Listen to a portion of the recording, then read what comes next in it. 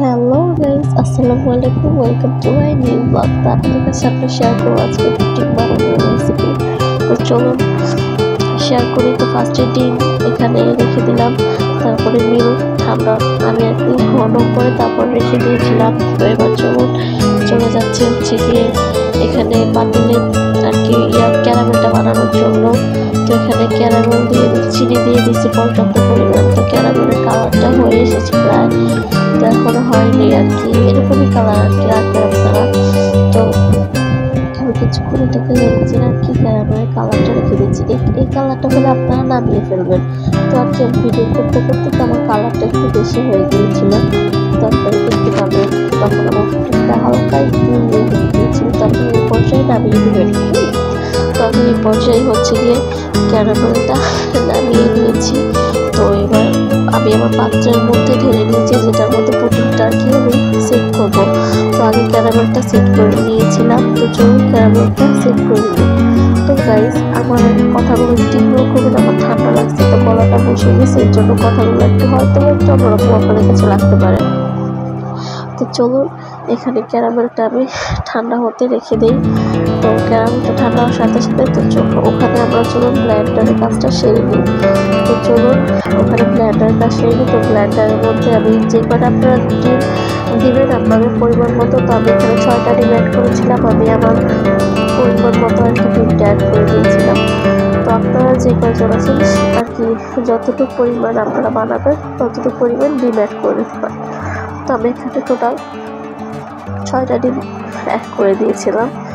তো আমি টোটাল 6টা ডিম নিয়ে নিয়েছি এটার মধ্যে, নিয়ে তারপর হচ্ছে গিয়ে এটাকে আমি ব্লেন্ডার করবো। তো 6টা ডিম আমার নেওয়া হয়ে গিয়েছে। তো এখন হচ্ছে গিয়ে এর মধ্যে দিয়ে দেবো আমি একটু পর্যাপ্ত পরিমাণ চিনি। তো আপনারা আপনাদের টেস্টের অনুযায়ী চিনিটা ব্যালেন্স করে দেবেন। তো আমি আমার টেস্ট অনুযায়ী চিনিটা অ্যাড করে দিয়েছিলাম এটার মধ্যে। চিনি দেওয়ার পরে এখানে হালকা একটু লবণ অ্যাড করব, যাতে মিষ্টিটা একটু অ্যাডজাস্ট হয় আর কি। এরপর এখানে দিয়ে দেবো কর্নফ্লাওয়ার, আধা চামচের মতো কর্নফ্লাওয়ার দিয়ে দিয়েছি আমি। তো এরপর এটাকে আমি ব্লেন্ডারে ব্লেন্ড করে আনবো। তো চলুন ব্লেন্ড করা হয়ে গেছে, তো আপনাদেরকে দেখাই। তো এবার হচ্ছে যে আমি এটা আপনার ক্যারামেলটা যে বাটির মধ্যে রেখেছিলাম, তো ওটার মধ্যে আর কি ঢেলে দিব। তো ঠান্ডা হয়ে গেছে এটা আমার আর কি অলরেডি। তো এটার মধ্যে এখন ঢেলে দিব, আর ঢেলে দিয়ে আমি হচ্ছে গিয়ে চুলার দিকে এটার মধ্যে আমি দুধগুলো ঢেলে দিব। ঢেলে দিয়ে এরপর আমি চুলার মধ্যে সেট করে দিতে চলে গিয়েছিলাম।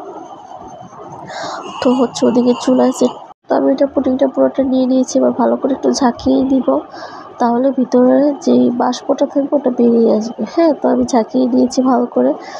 তারপর হচ্ছে গিয়ে চলে যাব চুলা আগে থেকেই প্যান বসিয়ে দিয়েছিলাম পানিটা হওয়ার জন্য। তো আমি আগে থেকে এখানে প্যান বসিয়ে দিয়েছি যাতে পানিটা হালকা গরম হয়। এর মধ্যে আমি দিয়ে দিলাম পুডিংয়ের পাত্রটি।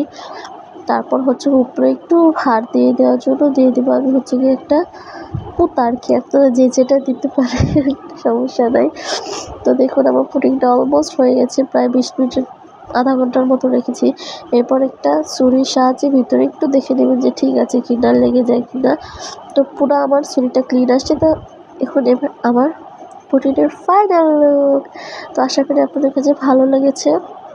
তো ভালো লাগলে অবশ্যই কমেন্ট করতে ভুলবেন না, আর আপনি নিউ অবশ্যই আমার চ্যানেলটি সাবস্ক্রাইব করতে ভুলবেন না। আল্লাহ হাফেজ।